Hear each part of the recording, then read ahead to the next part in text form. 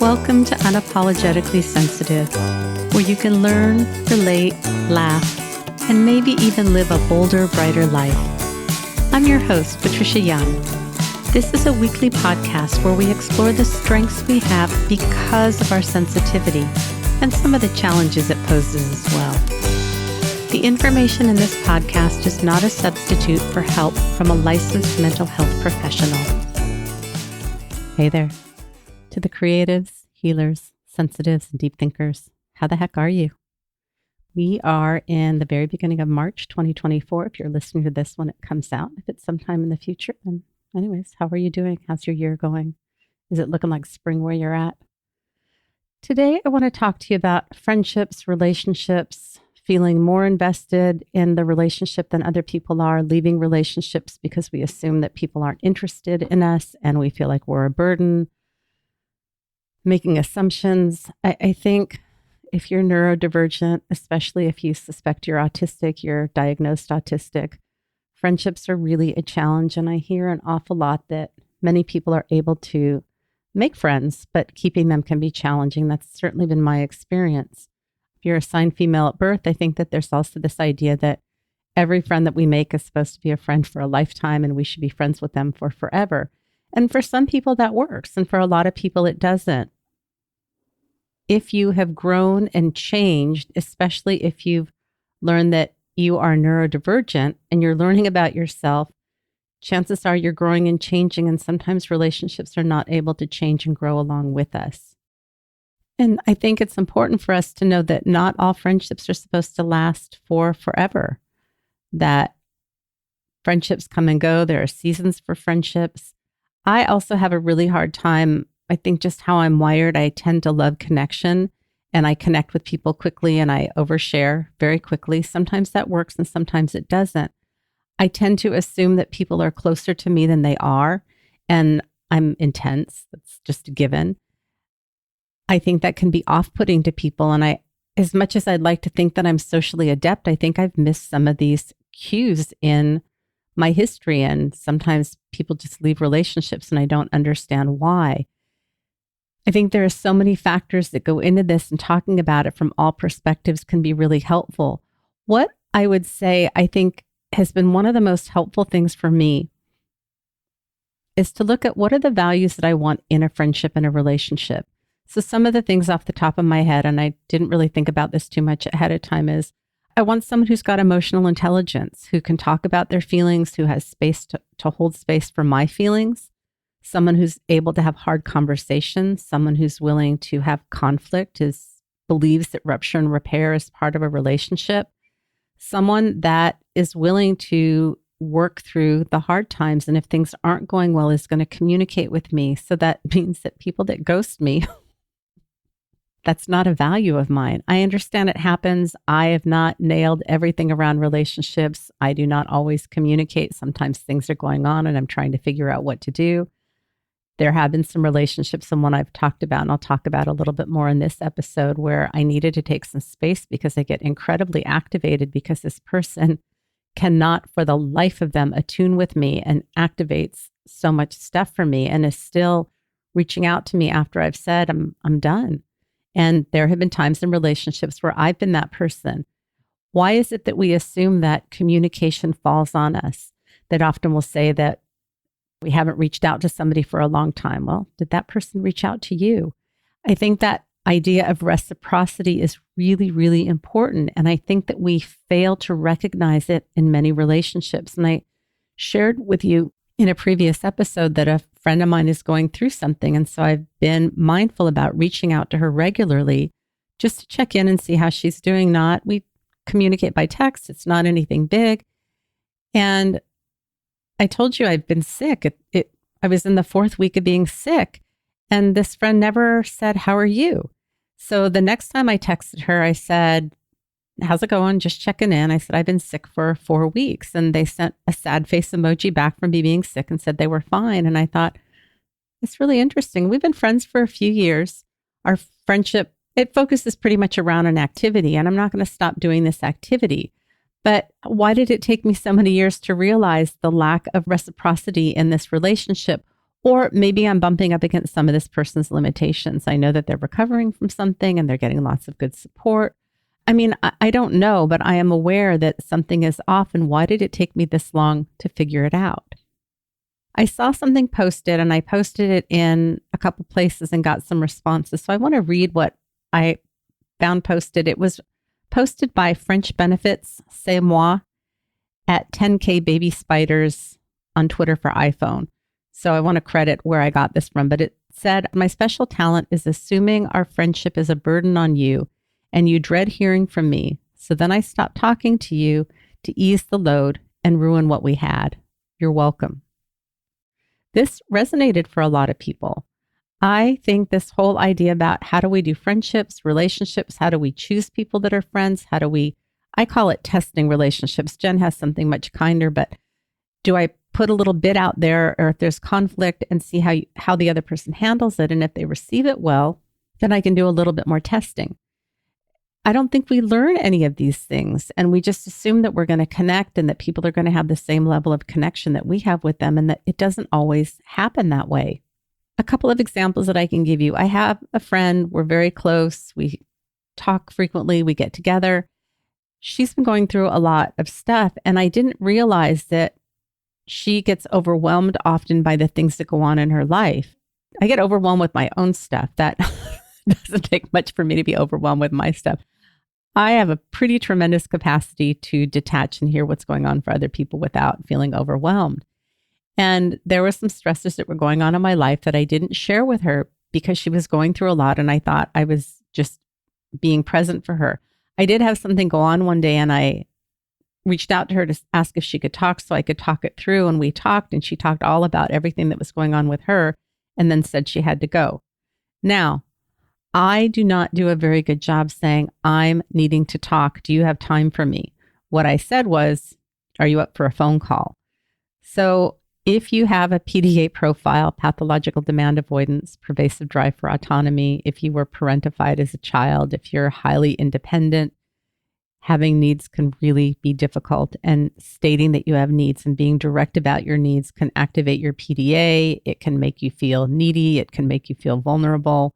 This is something that's an ongoing work of art with me because I struggle with having needs, asking for my needs. So I take responsibility in that part of the conversation. And I was okay holding space for her and being present for her. And then something happened to a friend of mine, which I'm not going to talk about what happened, but a very unexpected, terrible thing happened. And then my friend that I'd been talking to was still having these stressors and was reaching out to me and needing some support. And at that point, I kind of flipped into feeling resentful. And I had said via text, "I've not been sharing things with you because I didn't want to stress you out. Can I get a reality check?" Because I talked to Jen about this, and Jen is like, "Ask your friend. Like, maybe she doesn't need this." And I think because of the stress and how we were communicating, I asked one or two times and we really didn't talk about it. But in that meantime, I was feeling incredibly, incredibly impacted by this tragedy that happened to somebody else that I'm close to. And so my original friend was reaching out to me, and I had a busy work day, and I don't even really want to admit this, but I had said something like, "Hey, I'm going into session. I'm not going to be free. Have you thought about talking to so-and-so or doing this about it to get support?"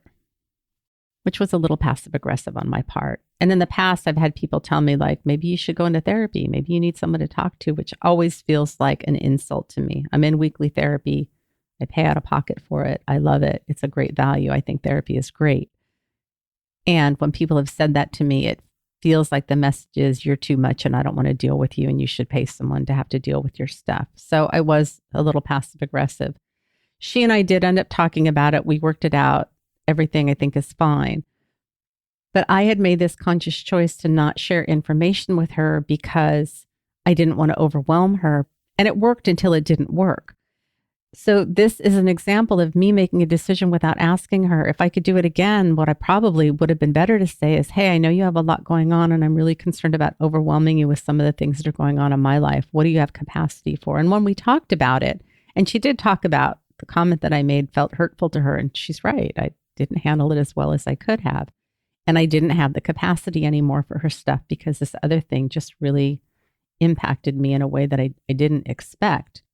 But we talked about maybe using language like, I just don't have the capacity right now, and letting that be okay. Are you able to have difficult conversations with the people that you're in relationship with? Because we're not going to do it perfectly. We are going to make mistakes. We are going to be in different places at different times. And the key indicator for me that this wasn't working was when I started to feel resentful. That's definitely an indicator that I'm not getting my needs met. I'm not asking to have my needs met.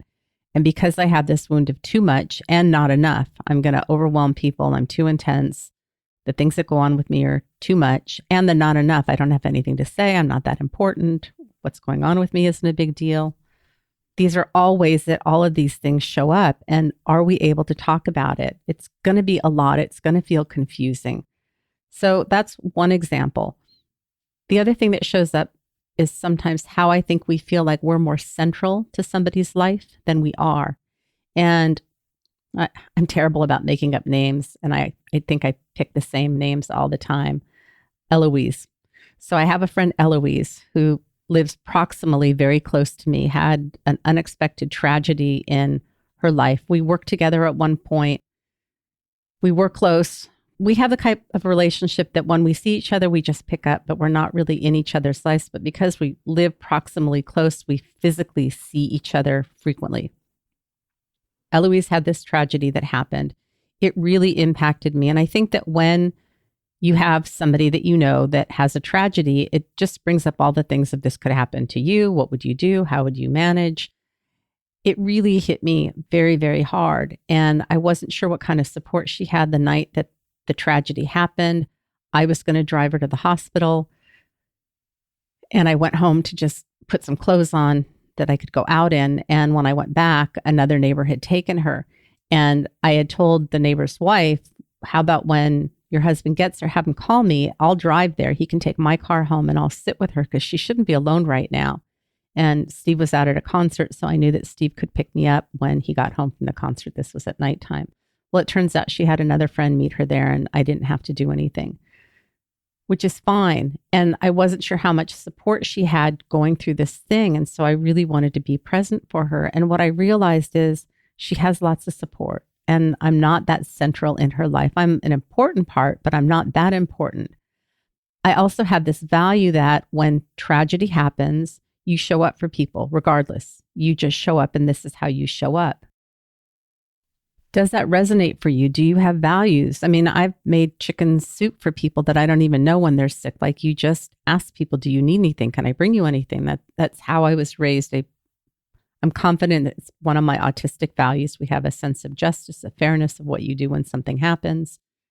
I think also my trauma background makes me excellent in an emergency. I worked as a medical social worker for 9 years. So when there's medical tragedy, I know what to do.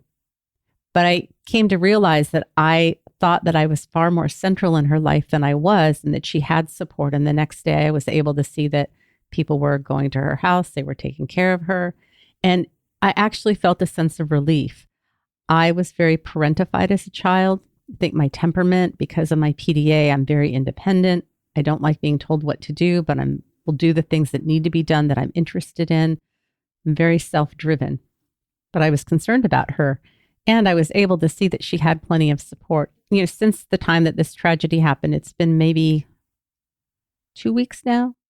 We've had some nice conversations. I've let her know that I'm here for her. When we go to the store, I reach out and go, hey, we're running to the store. Do you need anything?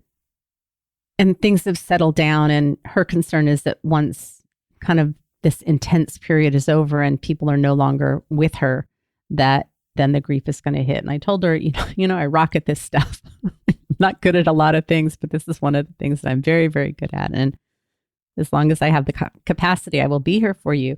The other thing that I did in communicating with her was the next morning I reached out and said, hey, do you need me to make any phone calls? I don't want to be intrusive. I don't know what you need. You probably don't know what you need. Do you want me to just come over? And I said, I'm really concerned about being too much and feeling intrusive. That's the only way that I know how to name what's going on.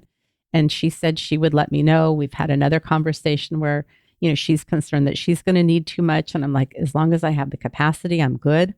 We're both in unfamiliar territory. This has never happened to her in her life. It's never happened to me in my life. I've been peripheral to this type of a situation. So is there a way that we can just name what's going on and talk about our fears and concerns and know that we may not handle it perfectly? And the example that I gave you previously with a friend where I didn't share information and then I got resentful and got a little passive aggressive and didn't name what was going on, like, we're not going to do it perfectly. But is there room for missteps in your relationships? And can you do that? Switching gears to somebody else, I have another friend who I think I've talked about this before. I'm not going to make up a name. We're just going to say a friend who we went to high school together. She moved around a lot. And I was very persistent about always finding where she was, going and visiting her.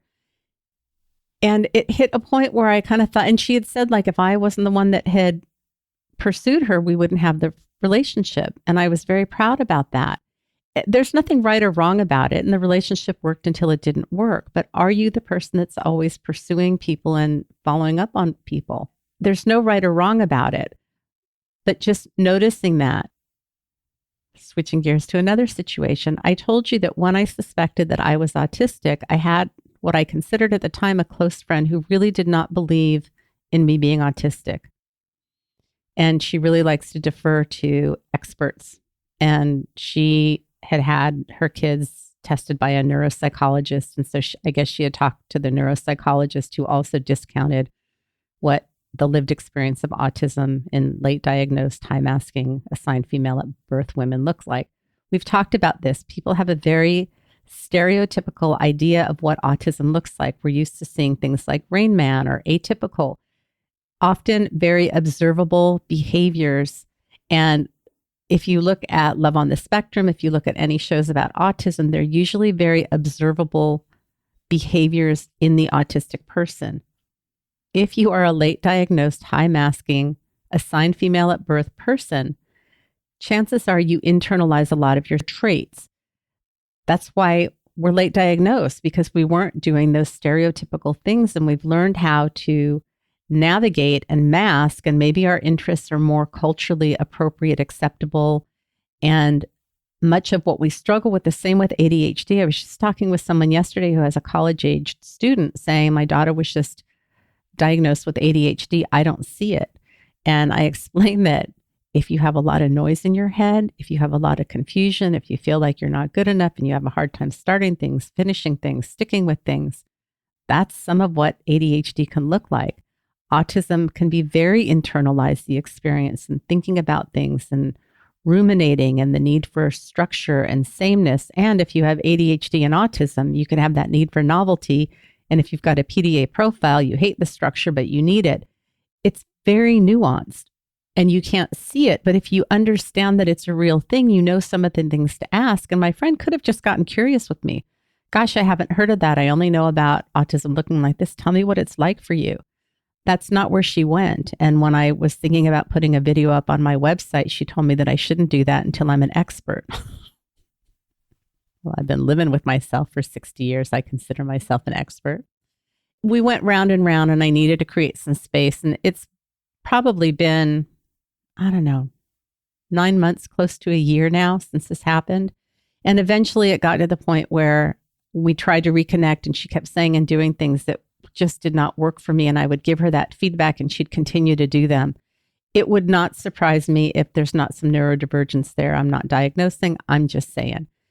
And eventually I said, this isn't working. I really appreciate the time that we spent together. This isn't working. I wish you well. We need to go our separate ways. Every couple months, she sends me a text, an email. It always comes in a different form, just telling me that she's thinking about me and wishes the best for me.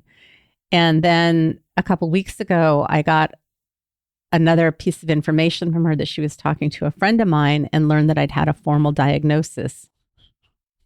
And again, I don't know if she apologized for not acknowledging it or kind of wished me well again, but this really triggered me. It really, really activated all of that stuff again, where, especially with my PDA profile, the loss of autonomy, that you are not honoring and respecting how I am identifying and getting curious about my experience. You're just doubling down and telling me why it's not valid. And I had given her, she wanted some information. I had given her a podcast to listen to about women and autism.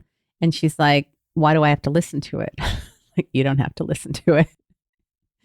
You're not believing this. I've given you information and resources. And she was glad that the people that I was getting information from were experts. She didn't like that it was on TikTok. I mean, it just really was all about her and what was valid for her and nothing about what was true and valid for me. And that is really, really, really, really challenging for me. So when I got this last one, acknowledging that she'd heard from somebody else that I had a diagnosis, it just really pushed me over the edge. And I had to talk to Jen about it. I did a lot of writing, a lot of rage writing. What I'd suggest is if you get triggered like that, do it in a safe place where no one's going to have access to it. But I do rage writing, which is not anything I intend to send, but it is my uncensored, mad to the nth degree writing about how incompetent and ignorant and all of those things just to try and get it out and to process it.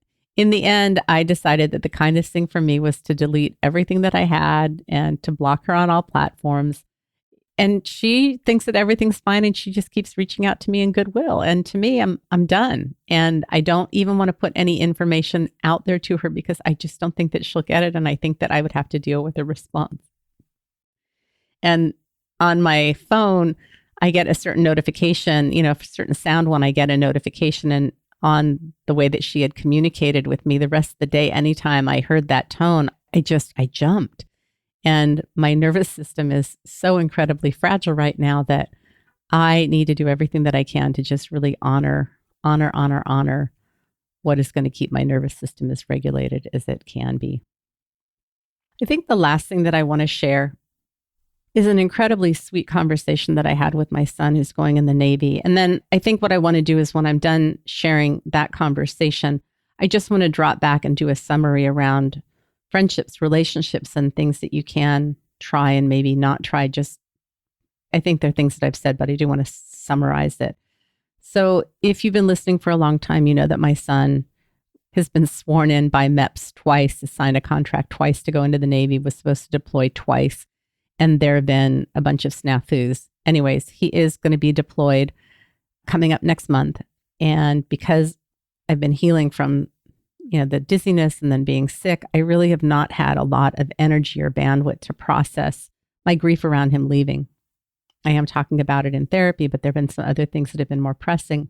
And he called my husband the other day, and my husband was in the living room, had it on speakerphone. So my son knew that I was present.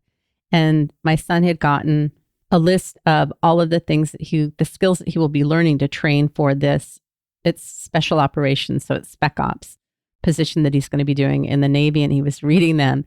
And I just got scared. I really got scared. And I didn't say anything because I was having a reaction. And I just kind of got quiet. And I've really been struggling for two reasons. One, I've been so depleted that I just don't really have a lot of energy to grieve and to process my feelings about him leaving. And it just really scares me. I am thrilled for him, and it scares me. So this past weekend, he ended up FaceTiming me, and I'd been thinking I really need to just send him an email or a text and tell him what's going on, because if I talk to him via FaceTime, I'm going to cry, and I don't really want to burden him with my tears. And so I said, I've been wanting to talk to you, but I didn't want to cry. How do you want to handle it? And he's like, I'm fine with you crying. And of course, I started to cry. And I said, I support you going into the Navy. I am happy for you. I want you to do what works for you. What I didn't say is like, would the Navy be my first choice? Do I think it's a safe job for you to have? No, but that's not my business, and that's not for me to say. And what I want him to know is that I love him. I support his choices. So I shared that with him. And I said, I'm struggling. And I explained the reasons why I'm struggling that I've already shared with you. And I said, I don't want to have that come into our relationship. And so when you were talking with Dad, I just wasn't able to participate because I'm struggling with my own feelings. And I love you, and I'm trying to figure out how to process this on my own and to be present for you. I think I've shared this before, that when my kids left for college and they would come home to visit, for probably the first 2 years when they would come back home and then leave to go back to college, I cried every time they left. It's just how I am. I cry. And at one point, when Josh turned 18, he went skydiving for his 18th birthday. I have never seen him more exhilarated and alive. And at one point, he wanted to learn to be a dive instructor. And of course, it scared me, but I thought if something happens to him while he's skydiving, at least he's going to go out doing something that he loves, which I agree with. And I shared these things with him. So we talked a little bit more. They have a saying in the area that he's going into that, is basically put everybody else before you. He's like, I don't know if I should tell you this or not. I'm like, we're having this conversation. Just go ahead and tell me. But it was really interesting. And he had said, what I thought you were going to say was, I hadn't been calling you enough or I hadn't been texting you enough. I'm like, no, not at all. And I said to him, you and I have a very deep connection. And even when we don't talk, I think there's a very strong connection there. And he said, yeah. And then he thought about it. And he said, he thinks that he intuitively knew that. And he was just giving me some space, which again made me feel incredibly connected to him. And I had forgotten this aspect of our relationship, that there are certain ways that he has a very strong presence that is very reassuring. I have it too. And it just felt like such a beautiful way to connect and to acknowledge what was going on. I asked, how is it for you with me crying? He's like, I'm fine. He's very detached from my crying. And then he asked, how have you been? And I said, I'm not sure if you really want to hear it. It's not great. He said, I asked because I care. And then I told him really since mid-December, and I'm recording this mid-February. It's just been hard. If you've been listening, I had a lot of dizziness. I've been recovering from being sick. I haven't been active. I'm normally a very active person. I'm in autistic burnout. It's just really been hard. And he really was able to listen. I have to say that I have this thing where I often want my son's approval, and they're 23 years old, and why I expect their approval or want it, I can't tell you. So I'm really trying to move away from that and being more sovereign in who I am and what I'm needing. And I just had this sense of peace since we've talked. I'm sure I will have more feelings come up, but it really felt like a beautiful conversation. And I think what I'm trying to illustrate to you, the listener, is lots of different scenarios where I'm on different sides of a certain situation. And how can we learn to show up authentically and to talk about what's going on, set boundaries if we need to, leave relationships if we need to, have hard conversations. Are you able to do that? Do you want to do that? If you're neurodivergent, having conflict can be incredibly uncomfortable, and many people do not want to do it. I get that. And if that is how you are and you don't want to do this stuff, don't do it. I'm not implying that you should do things differently, that anything should be different. But these are some opportunities and ways that you can communicate if you want to, and to navigate through some of these difficulties. I do have one more situation I can share with you. I spent some time just yesterday it's very convoluted how we know each other, but the long story short is I met her when I was 8 years old. We connected via, messaging a couple of years ago. We've talked on and off. She was going to be in San Diego, and she's connected to my biological father. And I only saw my biological father once, and she was there. She's related. Anyways, that's all I'm going to say. Anyways, so we made a plan to meet yesterday morning, and we were going to go eat at the hotel that she's staying at. And because I've been sick for so long, I'm very mindful about it. I only want to eat outdoors right now. If I were to catch something, because I think my immune system is just currently shot and I had a setback, I think that would just really be hard for me. So I said, hey, I'm wondering, are you okay sitting outside at the restaurant when we meet? Well, it turned out that wasn't going to work at where she was staying. So we tried to figure out what we were going to do instead. And previously I had said, hey, here are some places where we could meet if you want, but I'm open to whatever. We're communicating via text. And I became very dysregulated. This did not come across to her. So this is a lesson about how I'm able to show up and communicate very clearly, very compassionately. And I had a little mini meltdown. And what I told Steve was I get really overwhelmed. She said, let me see if there's something within walking distance to where I'm at and see what we can find out. And it wasn't about the restaurant. It wasn't about the type of food that we had. It was just wanting to find a place where I knew that it would work to sit outside. And if I called a place, what do they consider outside? Does it have plexiglass? Is it open? This is about my current needs. And so I ended up talking to my husband, having a little cry. And then I communicated to her about, I'm finding this to be a lot. If you're okay with it, that's fine. I don't mind going to a different restaurant. I just want to make sure that there's a place where we can sit outside.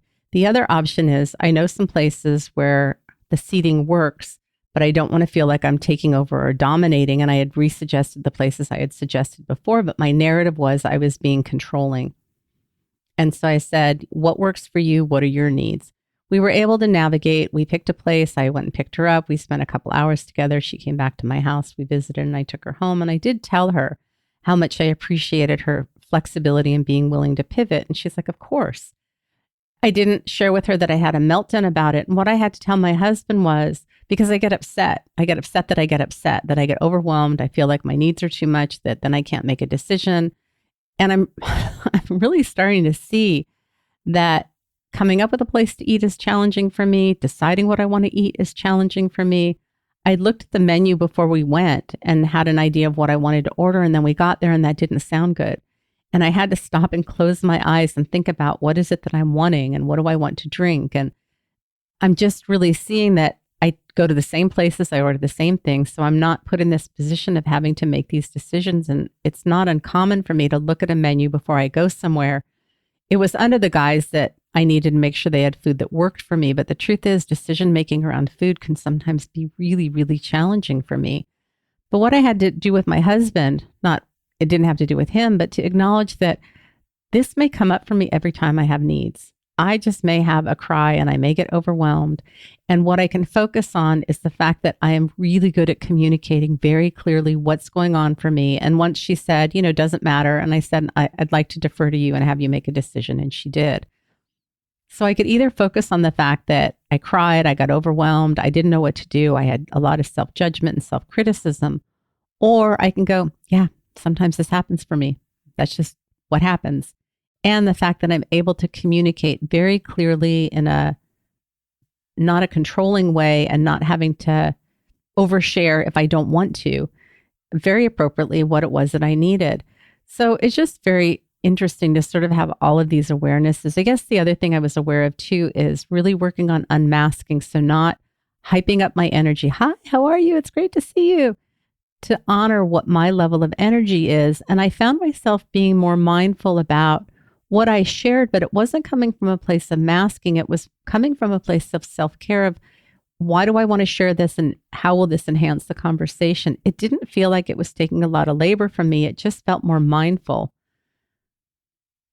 So, in summary, we don't have to have friends that last our whole life. We can have friends for a season.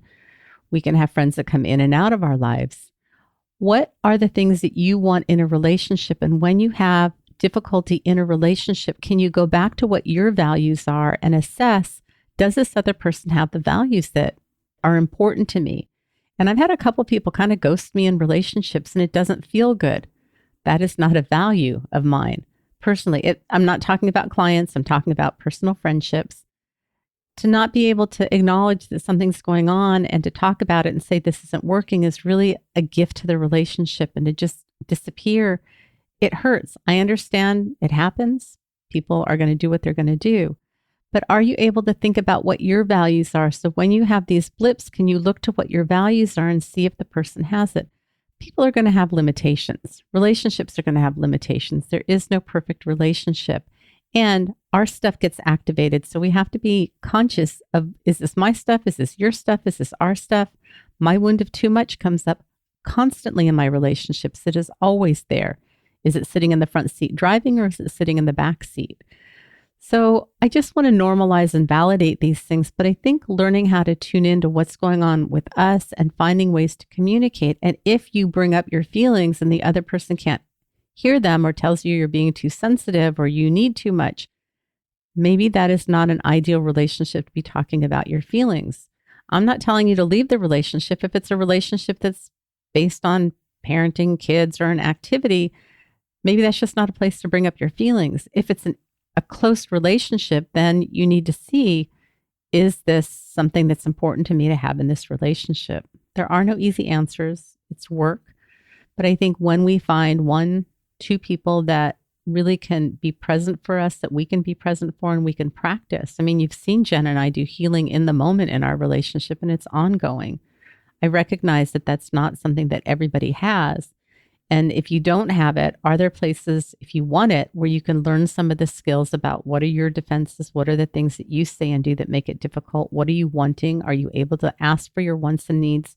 Are you picking people that are not available that consistently recreate maybe what your family of origin did to you? I mean, there's so much to say around this, but I hear constantly how much neurodivergent folks, especially autistics, talk about struggling with friendships and not having that closeness. And some of us really want it. Some people don't want it anymore. It's just too much work. I think that's all I have. Remember, sensitivity is nothing to apologize for. It's how your brain is wired.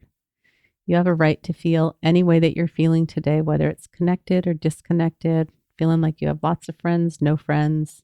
You're content, you're discontent, you feel like you're too much, you feel like you're not enough, that you're okay, that you're not okay. All parts of you are okay.